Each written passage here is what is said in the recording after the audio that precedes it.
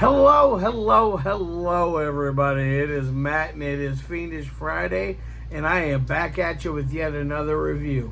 Before I roll on to any of that, I want to wish each and every one of you a great morning, evening, dawn, day, or dusk, all that lovely stuff, because life really is too short as is. Do me a really huge favor, like, share, and subscribe. I love seeing your beautiful faces when you are here. I know I'm here an awful lot, but I have an awful lot on my plate to review. And one last little tidbit of information. Check out the description box. I give you a bigger bite of every single movie of every single day, such as your brief synopsis, your starring cast, your director, runtime of the cut I am watching, a link for where you can watch this bad boy for free. And then if you decide you can help support Matt's Movie Mania and toss me a couple of bucks. Now that I got all that said, mind, and all that out of the way, let's roll on to the film of the day. And today's came from Matthew Lee Anderson to be precise. It is none other than One Last Toast. 2024 release, runs at about 30 to 31 minutes. It's a nice little short film. Now, what exactly is it about? Now, it's about this woman who recently lost her husband. She's feeling a lot of grief and just really down in the dumps about the whole thing. She received a box at the funeral that people threw in donations. She has yet to open up this box to see what lies inside. And now, so she has a little get together with 4 of her friends, and they sit and drink wine and talk about things, and talk about how each and every one of them also has lost a spouse throughout their life. And then it goes on to let you know other things about those spouses.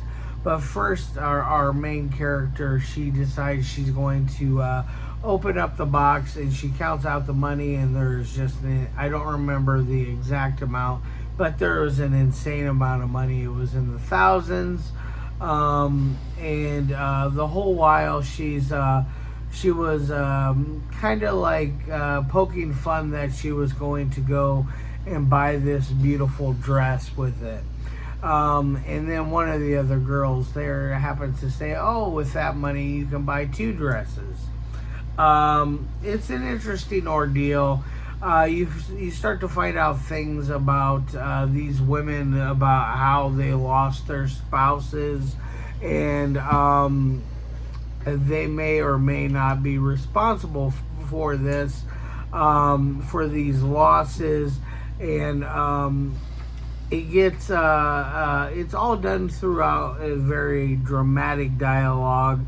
There's not any like horrific elements or action or just anything slasher wise. None of that.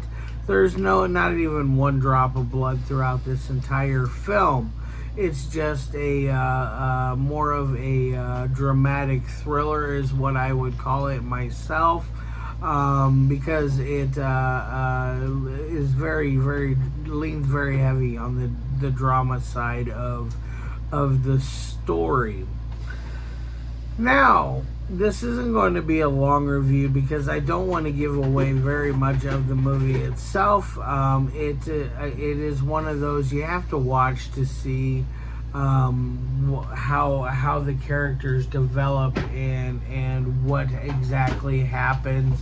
I'm sorry if you hear that noise in the background. That's my cat. He found himself a box to play with, and he's being a terrorizer. His name's Killer, and he's a killer for a reason. just joking. Not really. But anyways, back to the review at hand. I think this is one of those movies that you could watch with a group of people and have a good time. It's not anything that's going to blow your mind away, but it does make you drop your jaw, like oh my gosh, this is what what has happened throughout the history of these women and their spouses. It's quite interesting. Now, on to the three things that I love my movies to be. First is the audio. The audio is fine. It's clean and crisp and cool for the foremost. There's never a moment where I don't understand what a character says, or if it's too quiet, any outside interference, any background static, any of that stuff. There was none of that. It was done very, very well. This has a very high production value, and I really, really enjoyed that. So I'm going to give it an A on the audio end. Now, the second thing is dialogue. Dialogue is very heavy in this. It's one of those where you should do your best to pay attention, because they talk about various things that actually add to the story. So it's not just a group of people sitting around bullshitting and talking about nothing. They are actually very, very articulate and have a lot of things to say about their reasoning for being there. Why the main gal should not be so grief stricken. What happened with their spouses, and so on and so forth. It's very interesting on that end. So I'm going to give it another A on there. And now the third thing is editing. Excuse me, dialogue second. Third thing is editing. The editing is fine in this. It keeps a nice momentum. It's not anything that's going to blow your socks off as far as momentum goes. This is it's a slow burn, and it's really does its pacing well for what it's supposed to do. I think it runs at a good time. That 30 to 31 minute marker is a good time for this film. Otherwise, I think if they went too short, you would have you would have missed out on some things. And then if it was too much longer, I think it would have overstayed its welcome. So I think it did a very good job on the editing. There's no continuity errors. There's nothing that made no sense as far as editing goes. So I'm going to give it another A. And my final score of 1 through 5, I'm going to give this thing a 4 out of 5. It could have been a little bit better. It definitely can. It can always be worse. But I think this one is well worth the watch. I think you guys should hop onto YouTube, check out the link of the movie that I'm reviewing for the day, and give it your overall feel, your overall review, your overall opinion.